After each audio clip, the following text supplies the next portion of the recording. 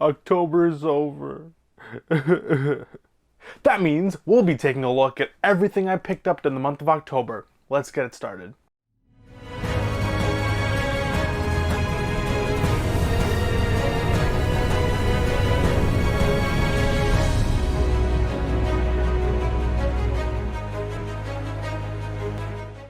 What is up, everybody? I am Mason from the Mockbuster YouTube channel. Sorry I look so disheveled. Literally just got out of an 8-hour shift on the last day of Spirit Halloween.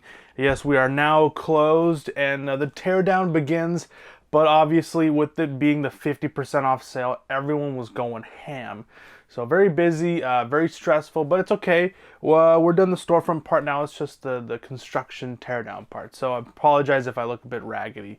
But yes, I wanted to get these videos, October videos, done with because I have this video and then I'm going to have everything I watched in the month of October, because a lot of the movies that I watched were actually streamed through Shudder and Amazon Prime channels and all those kind of things. So I will talk about that with my brother because we both watched them together, but if he's too busy, I'll just do it myself. But yes, let's get it started. Yeah, so all of the pickups I got in the month of October. Starting off with this very rare Wallace and Gromit: The Complete Collection. Fully sealed, factory sealed, so that is very nice indeed. I got for what, $4 at the local Value Village. I got a $1 off coupon, so might as well spend it on this. This does go for a pretty penny on eBay, but I'm thinking I'm just gonna keep it because I know a lot of people really love the Wallace and Gromit. I remember seeing commercials for it on the videotapes I used to rent, but I never really delved into it, so I might give it a chance. But again, I could make a decent amount of like what, 50, 60 bucks brand new. I'm like, I know this is a beloved series. I love stop motion animation, and the guy passed away a few years ago, so I thought I might as well, I don't know, it's still sealed, factory sealed with the security tape on it, so it's as factory sealed as it could be. So anyways. But yeah, so Wallace and Gromit, the complete collection. It comes with 4 movies, A Grand Day Out, The Wrong Trousers, A Close Shave, and A Matter of Loaf and Death. So that's pretty cool. And the next movie I thrifted was from Dawn of the Dead. This did just recently get announced that this will be on 4K, so I feel a bit of a nonce, but I only got it for $3. I heard this was actually a really good movie. One of J.J. Abrams, Zack Snyder's best film, I heard, was Dawn of the Dead, and I love the original Dawn of the Dead movie, 10 out of 10 movie, my favorite zombie movie of all time, so I will give this a chance, even though we're not in the spooky month anymore, but I will give this a chance. It's the unrated director's cut, so I don't know how much that really hinders the story. So I've heard great things about the movie itself. I don't know if that's the theatrical version or this version, but it is an older Blu-ray, 2008 Blu-ray. So hopefully it looks good. And yeah, so Dawn of the Dead, the remake. I remember seeing a bit of it on TV, but that was a long time ago. Next, I got this Coen Brothers film that I actually haven't really heard much about, and that is Burn After Reading. It seems interesting, you know, I have a stacked cast: George Clooney, Frances McDormand, John Malkovich, Tilda Swinton, and Brad Pitt. So I am very excited to check this out. Again, know nothing about it. I just know that it is a Coen Brothers film, and I love me some Coen Brothers, so I'm excited. For $2.29. You can't really go wrong with that, so had to pick it up. Another movie I picked up was one of the comedies that I remember standing out a lot to me as a kid, because this came out, what, 2012, so I was 12 years old when this came out, 12, 13 years old when this came out, and I remember really enjoying it. So I got Ted 1, the unrated cut. I remember really enjoying this film. Again, I've said this many times, I really don't like comedy films that much, but, you know, throughout the month I've actually watched a few horror comedies that really opened my mind to the whole comedy genre. So I am interested in rewatching Ted. I love Family Guy. I love Seth MacFarlane. I didn't really like 1,000 Ways to Die in the West. That was a shit show. But this is a different type, Mark Wahlberg. And yeah, so I'm interested in checking this out, and that is, or re-checking it out, because I don't know if it stands up to what I remember. Because I remember as a kid, like, my favorite comedies were weird. It was like Cop Out, and The Other Guys, and those kind of movies, 21 Jump Street. I don't know how those stand up. I know a lot of people still like 21 Jump Street and 22 Jump Street. I haven't seen 22 Jump Street. But I'm slowly rewatching those movies to see if they really hold up. Because, you know, sometimes you have those rose-colored glasses when you watch something at an earlier age, at a more immature age. So I am seeing if my taste was as shit as I kind of potentially think it was. So, yeah, so Ted, the unrated edition, also comes with the theatrical version. But I'll check out the unrated edition, see how that is. So, yeah. Probably like some 9/11 jokes or whatever. The next movie I got was The Conjuring 2. I actually didn't get a chance to watch the Conjuring movies. I told myself I was going to watch Conjuring 1 and 2, but I didn't know that I was going to do a movie festival with my brother. So we watched a shit ton of movies that I wasn't expecting to watch. So the main movies that I intended to watch were not really watched in my watch list. It was kind of 50-50. You know, my brother would choose a movie, then I would choose a movie. Then my brother would choose a movie, then I would choose a movie. And this was the movie that I didn't really get to. But yeah, The Conjuring 2 I picked up for a couple bucks at Goodwill. And then we'll do standard Blu-rays first. I picked up Quiden for $24 at the local BMV. Well, not local. I had to drive all the way to Toronto. But I heard fantastic things about it. A 3-hour long movie. So it's a long one, but I heard fantastic things about it. And a 2K restoration of director Masaki Kobayashi's original cut. So that sounds interesting. So I'm excited to get into this. I've seen a lot of the imagery and screenshots through like Instagram of this movie. It looks really beautiful, and I am a sucker for fantastic cinematography. That's like one of my biggest things. Like if I ever wanted to make it into the film business, I'd want to be a cinematographer or DOP or one of those things, because I love just the visual aspect of film. Because I like the writing of it, but like I gain a lot of brownie points from the visual aspect. That's why I also do 4K reviews, is because 4K Blu-rays, or, you know, the image quality and the visual style is extremely, extremely important to me. The movie could be cliche as fuck, the acting could be half par, but if it looks fantastic, I gain a lot. Like, it's an easy 3 stars out of 4 if it looks really good, or 3 stars out of 5 if it looks really good. But yeah, so Quiden, fantastic. I'm excited to check this out. Same with this next Criterion pickup, and that was In Cold Blood. Again, I want to check this out because I watched Capote for the first time last month or a month before, and I absolutely loved it. And this is basically his journey on writing the book In Cold Blood, and this is the film adaptation. And I heard fantastic things about the film adaptation, and it has a 4K digital restoration of the movie, so I just had to pick it up. In Cold Blood. Another movie that a movie I've seen actually, and that is Insomnia. It's a Swedish Norwegian crime thriller that I really loved. This was a fantastic. It's a short movie, 97 minutes long. It's extremely suspenseful. All of the actors, I just love Swedish films. Swedish and Norwegian films are just my jam, because I don't understand the language, but just everyone talks like people, like they're extremely realistic. I don't know, maybe it's just the language itself, the way it sounds, or maybe just like really talented actors in the area, but a lot of Norwegian, Swedish films are just absolutely raw and real and visceral. They're stylistic, but it doesn't feel like you're watching a movie. It doesn't feel like you're watching performances, especially in this movie. It feels like you're literally just like someone set up a camera and just filmed someone's life as they're going through like one of the most traumatic times in their life, or periods in their life. And love this movie. It was sitting at my BMV for $24. I had to pick it up, and I'm extremely interested in seeing the remake of it, directed by Christopher Nolan, starring Al Pacino, which sounds fucking insane. And no one really talks about it. I don't know why. I don't know why no one talks about that movie, even though I know a lot of film bros love Christopher Nolan, but they don't really mention his remake of Insomnia. So I have to check that out. That'll be my next priority for pickup. But yeah, Insomnia, fantastic movie. I could go on all day about how much I love this movie. Next, we'll continue with the standard Blu-rays. Next is 13 Assassins. I got this was for 2 for $6. So I got this for $3. Fantastic. I have yet to see it, but the clips I've seen on YouTube were absolutely extremely brutal.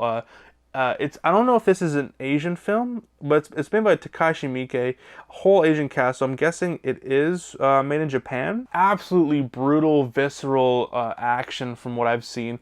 I don't know about the dialogue and the story-wise, but from the action scenes I've seen through YouTube Shorts, it looked really good. So This is on my watch list for a very long time. So Samurai September maybe, or who knows? I don't want to wait a year to watch this. But Action October, no, we're past that. Action August maybe, that's far away. But yeah, 13 Assassins, Takashi Miike. A lot of people know him from Ichi the Killer or Audition. Those are fantastic movies that I need to give a rewatch. I haven't seen them since I was in high school. But yeah, 13 Assassins, fantastic. And then the other 2 for $6 movie I got was The Woman in Black. Another movie I failed to watch on my Halloween watch list. But, you know, maybe I'll save it for next year, or I'll just watch it when I feel like in a spooky mood. You know, Dan Radcliffe's first role after Harry Potter. I remember a lot of hype around it, and I heard it was actually half decent. One of the only Walmart pickups I got from the whole Halloween section, and that was the lenticular Blu-ray slipcover for It. I still haven't seen it. I don't know, like working at Spirit Halloween, it has to be iconic of a film enough to where they still sell merchandise from this movie. I know Seth Rogen is in it, not Seth Rogen, but Seth Green is in this, and Tim Curry from the scenes I've seen were extremely eerie, creepy. Not funny because you're trying to get that really visceral kind of creepiness from like, yeah, this guy's an actual clown. But like, so like on the subsurface is a bit creepy, but like with texture and with background and with substance, it is creepy as fuck. So I do appreciate that. So I still need to really watch it. I don't know how long was this. I heard it was like extremely long, like 3 hours or something. Like it was a 2-part miniseries on TV, right? So yeah, but Tommy Lee Wallace directed this. I did not know that. Okay, that's interesting. So yeah, I have to give this a watch. It, Stephen King's It. Okay. Next are some of the pawn shop pickups I got. Crank 2, I heard fantastic things about this. I heard it was like, it's just fun, dumb, fun action movies, and I love me some Jason Statham. I just love his presence on screen. I heard the action was really cool, and I think David Carradine is in this? I don't know, I see a little screenshot of a person who looks like David Carradine, but yeah, but and it has the Blockbuster sticker, and actually someone's Blockbuster receipt is in here, so that's funny. So Crank 2, I have Crank 1, so I'm glad to add this to collection because I thought they were shit movies, but like, because I haven't watched them, just from the general consensus of people, of just like the clips I've seen, I'm like, ah, what is this schlock? But apparently it's a good schlock, so I need to give that a watch. Another one is Killer Elite. I mainly bought this for the cast, and that's probably why they were hired. Jason Statham, Clive Owen, and Robert De Niro. How can you go wrong? Probably very much, but until then, until I see it, boom, Killer Elite. Another blind buy I bought was Retired and Extremely Dangerous. I actually heard decent things about this. Got a sequel, another stacked cast action film that probably isn't the greatest, but probably has some fun action, some funny writing. Who knows? But yeah, Retired and Extremely Dangerous. Another Blu-ray I got was The Bourne Legacy, mainly because I haven't seen this movie. Also another stacked cast film. You know, a lot of people shit on this film, and I want to know why, because I haven't seen it yet. It does have a Future Shop sticker on it, so that was also another reason why I picked it up, just because I can own something that still says Future Shop on it. And I own every Bourne film on Blu-ray, so I thought I might as well add to the collection. And it came with a slipcover too, so it was hard to pass up for like, what, $3? And then I think the last standard Blu-ray I got was The Man Who Invented Christmas from Valley Village for $5. This is a Canadian film sponsored by Telefilm Canada. This was filmed in my home state of Ontario, Canada, and it was like a government-funded film because the Canadian government tries to support local talent and local creative people. So things like film, music, those kind of stuff. Usually, sometimes if you have enough backing, or if you have enough of like, because I think you can apply for funding from Canada. So, and it has Christopher Plummer. So that sounds very interesting, and I'll probably watch it I'll most likely watch it for the Christmas season, because, you know, December's next month, and yeah, so The Man Who Invented Christmas, a Telefilm Canadian movie. I'm very excited to check this out. So those are the standard Blu-rays. Well, technically I did get another standard Blu-ray, and that was the Inception Steelbook. I got this for free at the pawn shop because he didn't know it, but the guy only, it was only the special bonus features or whatever that was featured on this.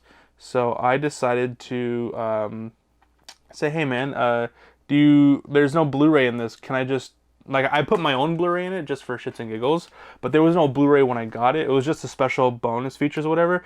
So I basically got it for free. Well, I did get it for free, and I put my 4K Blu-ray in there because I did own the Blu-ray originally, and I was like, oh, and then I got the 4K, but the 4K is from Zavvi, and when you buy things to Canada from Zavvi, they usually ship from the UK, which I don't understand because I'm literally right next door to, like, Buffalo, New York, so I don't know why.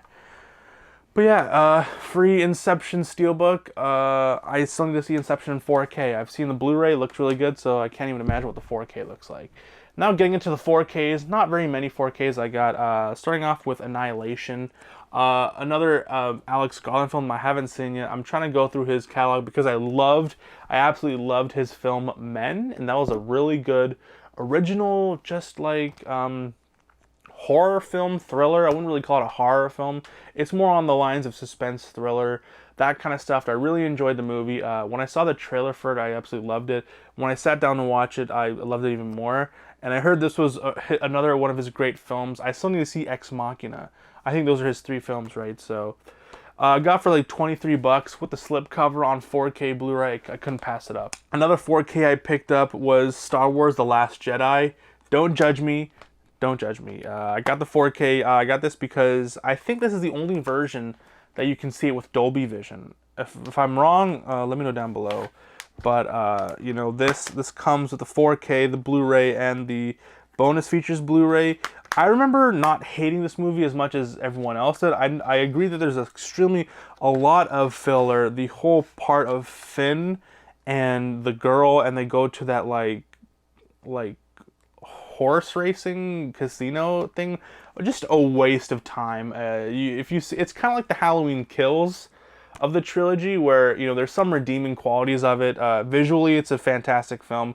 A lot of really good cinematography, a lot of really good color coordinations. And again, I'm a big visual buff. You know, I love photography and videography. So when I see cool scenes, like there's a lot of cool scenes.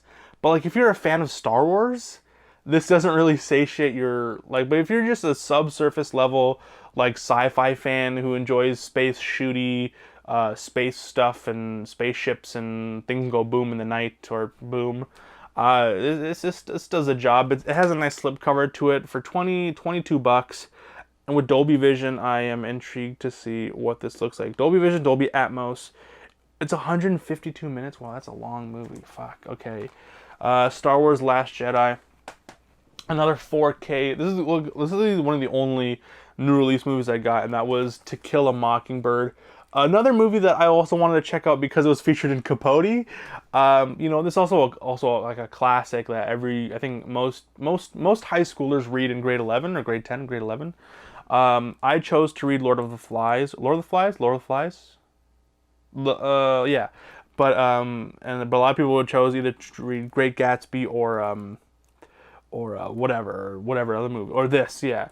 So, but I do appreciate Universal for doing the English on one side and then French on the other, because as a Canadian, I hate when, like, I don't mind the French, it's just that they usually squish, you know, the English and the French together on the single spine, and it just doesn't look cool, or doesn't look good when it's displayed on my shelf. So I heard fantastic things about this, a courtroom drama film on 4K. I think this was done, I think the 4K scan was done when they were doing the Universal 100, so like 2010, 2011. So I'm excited to check the 4K of this. I haven't heard reviews on it, so hopefully that's good. And then the only steelbook, or the second steelbook in this update, is John Carpenter's The Fog. I remember watching this when I was like really young, and I remember it being mid, but I have to give it a chance. And for being, what, $34, it was only like $3-4 more than the slipcover edition, which I don't like. I don't like the look of that. I think it's just the theatrical poster, which it's fine. It's just when you compare it to this, dude, this looks for dope, dude. I still have yet to watch. I haven't opened it. I haven't cracked the seal, so it's still sitting in its plastic. So I know, shame on me. And then the last pickup, I told myself I wasn't gonna buy this, and then I went to my local video store and saw copies after copies after copies, and I felt kind of depressed for them because they probably expected everyone to buy these because of how well the original lineup sold for, and this was just sitting there, and I just felt bad because I like to support local stores, and then people were like, why don't you just buy from Amazon? I was like, because fuck Amazon. Why would you support Amazon? Well, I don't want to. When they eventually take over the world, and they are the only one who can support clean drinking water, I won't say that. But if I have the choice to either support a local business that I really enjoy, that's able to give the local man, a good shot. If I have the money and if I want to spend it on, helping support local businesses, why can't I? Small businesses who keep physical media alive in my heart. Because I love just going to stores, browsing. Even if I don't pick up anything, I just love just browsing. And like being one of the last video stores in Canada, in the world basically, I just want to keep it alive. Because whenever it's like, oh, I miss Toys R Us, oh, I miss Blockbuster. Yeah, well, how often did you go? You didn't go. You went to Walmart and you bought something. You went to Target and you bought something. So that's why I want to keep that mentality. So I don't want to see Bay Street Video leave because they have things that either go out of print that are still there available, or just chatting with the clerks there and just having a fun time, just browsing through movies while seeing a movie on the TV. But long story short, I picked up the Halloween trilogy, the Halloween 3 movie set of Halloween, Curse of Michael Myers, H2O, and then Resurrection. So yeah, those are all the pickups. I haven't seen the 4Ks. I haven't seen the 4Ks of these yet, but I heard nothing but fantastic things about it. So those are the pickups. More than I got in September, but not as much because my main goal of this month was just to work and to save. That's why I'm so sorry. I had so many ideas. Coming into October, I wanted to do horror movie reviews, 4K reviews of horror films, those kind of things, but it's just work was so hectic and tiring. I wasn't expecting to be as tired that I just didn't have the energy to, and I don't want to half-ass videos. So November, after the 12th of November, I should be free, and I will be pumping videos like a motherfucker. And expect some Black Friday content. I just posted my first bit of Black Friday content at Walmart. I don't know if you'd call it Black Friday, but it's in the month of November. It's close enough, and it's a really big sale, so I'll include it as Black Friday, where I basically found a bunch of $10 4K Blu-rays. If you haven't seen that video, click the end of the video will pop up at the end of the video. And yeah, so those are the pickups of the month.